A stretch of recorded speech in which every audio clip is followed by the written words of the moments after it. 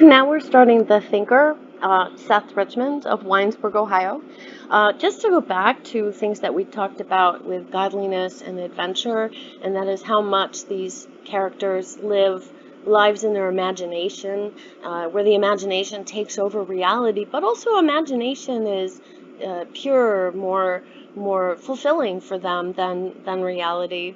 I remember reading articles about vacations, how when we're actually on vacation, we're having fun, but perhaps not as much fun as we'd anticipated we might have, and not as much fun as we have reliving the experience later after the vacation. There's a way in which, in the moment, things are just what they are, but when you're before the moment or after the moment, they seem so much more perfect. Before the vacation, you're like, how much fun we'll have on vacation. During vacation, you're like, we're lost. How do we get there? Wait, you've got the map. Who should hit the map? Everyone gets in arguments. The kids are in the back seat crying and tired. But then after the vacation, you look at the photos or you think back to it and you think, oh, that was so lovely. So it's the idea of human imagination and its ability to make things more perfect than a real world, which is imperfect and more difficult than what we dream of. And so it is with Seth Richmond of Winesburg, who lives with his mother. Seth is very quiet, and because of that, all of Winesburg assumes he's quite bright, which is funny because remember our other character, David, was very quiet, and because of this, everyone assumes he must be not bright at all. So again, our imagination overtakes the reality. No one bothers to actually explore who they really are. They just look at what they see on the outside. Seth looks at wagon loads of berry pickers, boys, girls, and women going to the fields in the morning and returning covered with dust in the evening. The chattering crowd, with their rude jokes, cried out from wagon to wagon, sometimes irritated sharply, but he regretted that he also could not laugh boisterously, shout meaningless jokes, and make of himself a figure in the endless stream of moving, giggling activity that went up and down the road. So he watches the other young people as they go out to work in the fields, and he sees how happy they seem to be, and he thinks, oh, if only I could be going to pick fruit from the fields, which actually is, they come back covered in dust. Not a very pleasant job, but it seems to him they're having fun when they're going there and coming home, so he feels envious of them. They irritate him sharply because he wants a more social life than the one he's living. He's living alone in the house with his mother, and he's quite wealthy, so he doesn't have to work. So again, it's you always want what you don't have, right? He wants this boisterous life of the hardworking field pickers. Meanwhile, the field pickers are probably looking at him sitting in the cool with a glass of lemonade in his beautiful brick house, thinking, if only I could have that. So he's living a life also where he's dreaming of having what he doesn't have. His mother does eventually have to get a job after the father dies. She works as a court stenographer.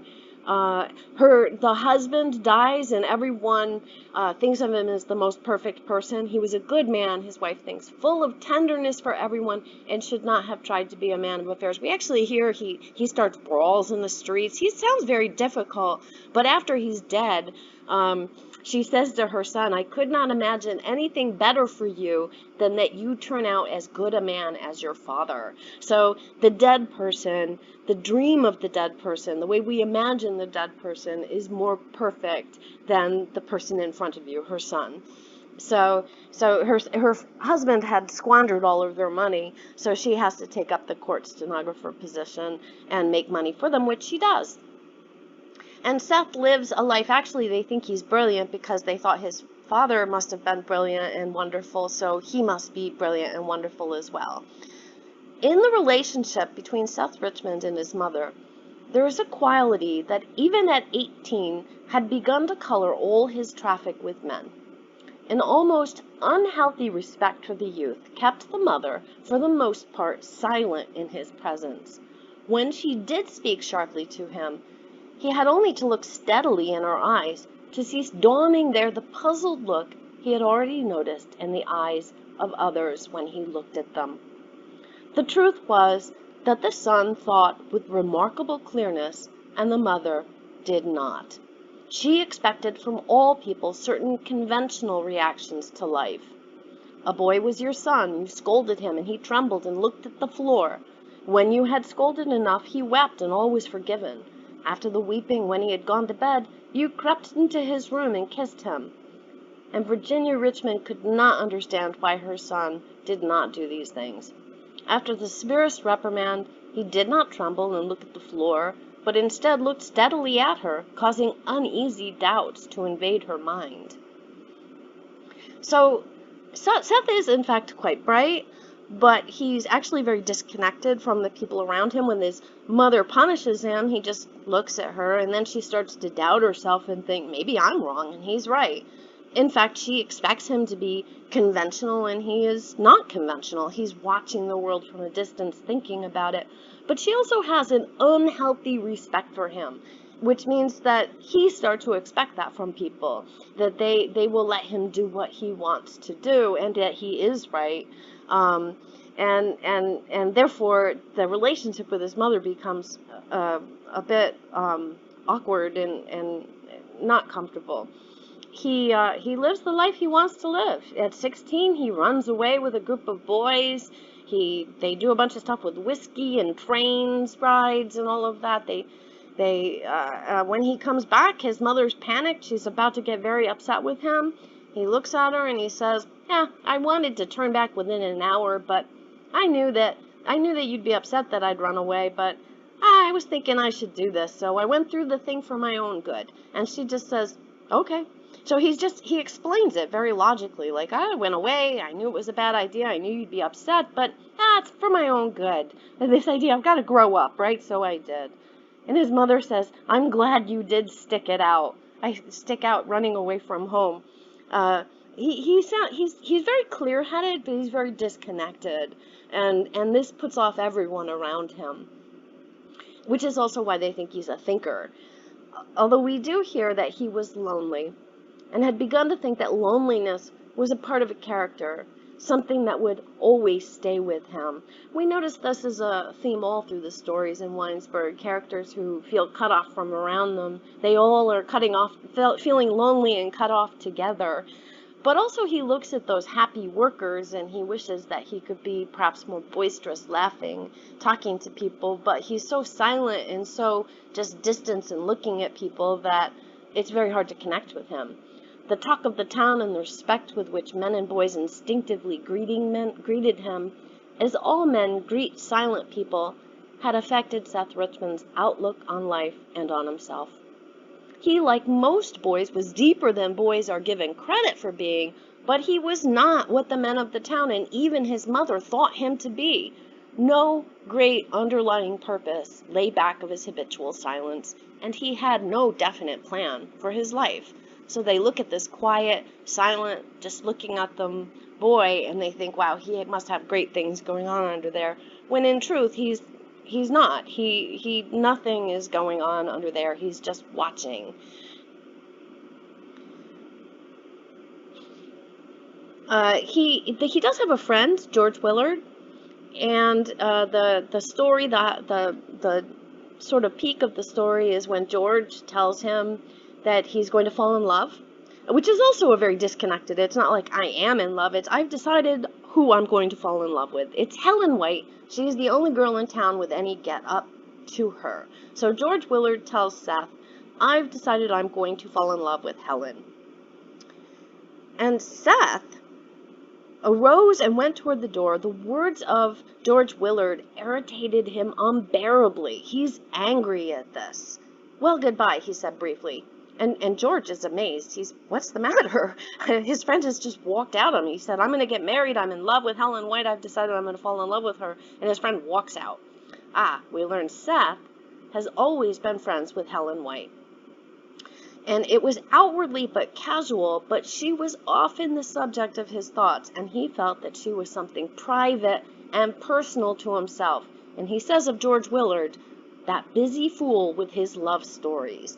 It's interesting. So Seth at this point is thinking, I want Helen White. And it's curious whether he actually wanted Helen White before George wanted Helen White. He was often the subject of his thoughts. Like he was thinking about her and he was friends with her, but he never actually approached her with the idea of those two being together until George Willard says, I want to be with her. And then suddenly Seth is like, he can't have her. She's mine. So it is that he approaches Helen.